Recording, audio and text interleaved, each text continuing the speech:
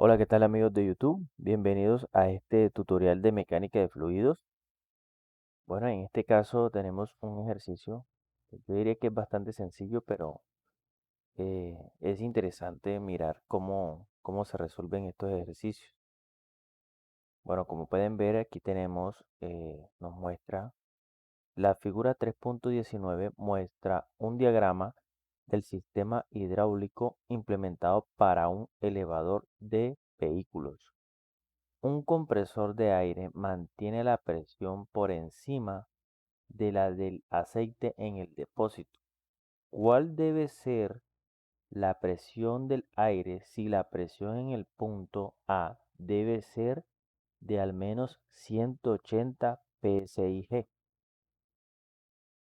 Bueno, aquí nos están mostrando que aquí el compresor llena esta parte de aire y presuriza el aceite. Bueno, en este sentido, tenemos que tomar en cuenta de que el cilindro está estático, ya que para poder calcular o sea, aquí tenemos esta presión, en el punto A nos están dando la presión, que es 180 psig, ¿ok? ¿Qué significa la psig?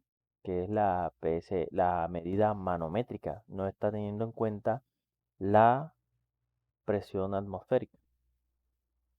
Bueno, entonces aquí podemos tomar en cuenta esto como un medidor de presión de fluidos. Entonces comenzamos de la siguiente manera. Yo voy a comenzar desde este punto, desde donde está el aire, de acá.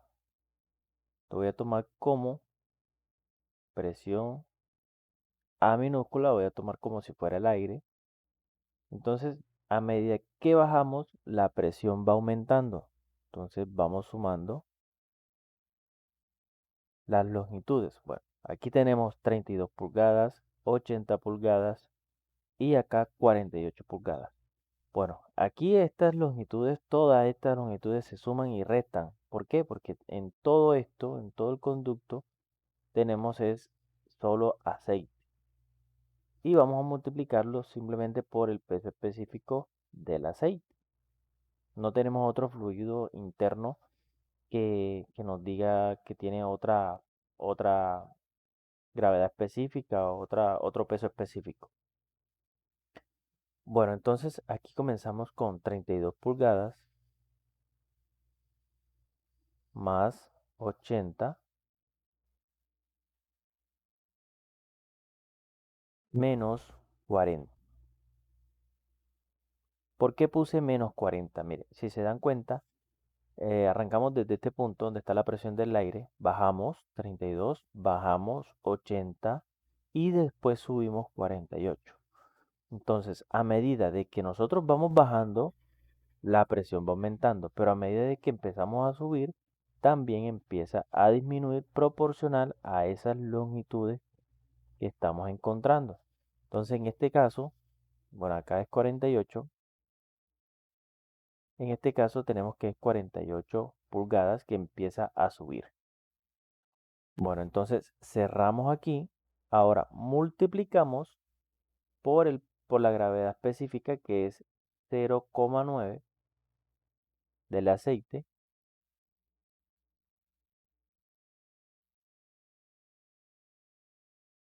multiplicado por el peso específico del agua. Bueno, pero hay que tener en cuenta en algo. Por lo general, el peso específico en agua para el sistema inglés nos lo da en esta unidad, 62,4 libras sobre pie cúbico. Entonces, en este caso estamos multiplicando por unidad de pulgadas. Toca convertir esta unidad de pies cúbicos a pulgadas cúbicas. Entonces, simplemente vamos a multiplicar este valor por que un FT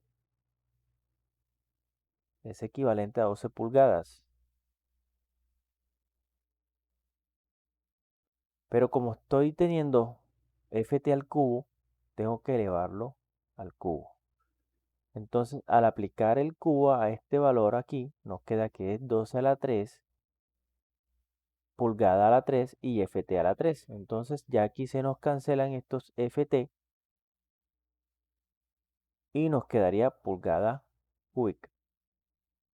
Bueno, voy a poner ya el resultado, que sería 0,0361 libras sobre pulgada cúbica. Ok, entonces ya este valor aquí sí lo podemos poner acá, ya que se están conservando las mismas unidades en toda la ecuación. 0,0361. Bueno, entonces aquí ahora, ¿qué nos falta? De aquí tenemos las presiones eh, de las longitudes de la tubería, hacia abajo y hacia arriba. Entonces ya esto va a ser igual a ¿qué? A la presión en el punto A. Como pueden ver, ya aquí llegamos a este punto. Entonces, efectuamos estos cálculos, tenemos que la presión del aire más 2,079 va a ser igual a la presión en el punto A, que es 180 psi. Ok, entonces despejamos la presión del aire. Va a ser igual a 180 menos 2,079. Y esto va a ser igual a 177,92 psig. Entonces ya hemos encontrado que la presión del aire es 177,92 psig. Bueno, como pueden ver, este ejercicio es bastante sencillo. Pero hay en ocasiones en donde estamos en un examen y nos dan este valor, nos dan el peso específico del fluido, pero no tenemos en cuenta de que está con esta unidad, con pie cúbico, y lo ponemos aquí. Entonces, como pueden ver, aquí ya estaríamos dañando o efectuando mal los cálculos porque estamos teniendo en cuenta diferentes unidades. Entonces, muchachos, les recomiendo que tengan muy en cuenta las unidades para que puedan salir bien en sus exámenes. Bueno amigos, eso es todo con este video. Espero que les sea de gran ayuda y que Dios los bendiga. Muchísimas gracias. Cualquier duda, pues estaré muy atento a la caja de comentarios.